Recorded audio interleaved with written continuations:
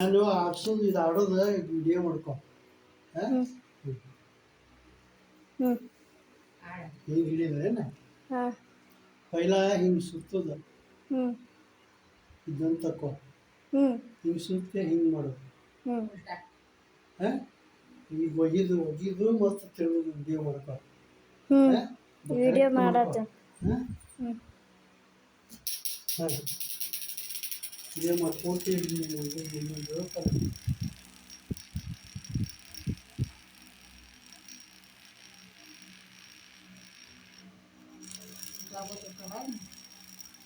ಕರ್ಕೊಂಡು ಆಗ್ಬೇಕು ನೋಡಿ ಹಂಗೆ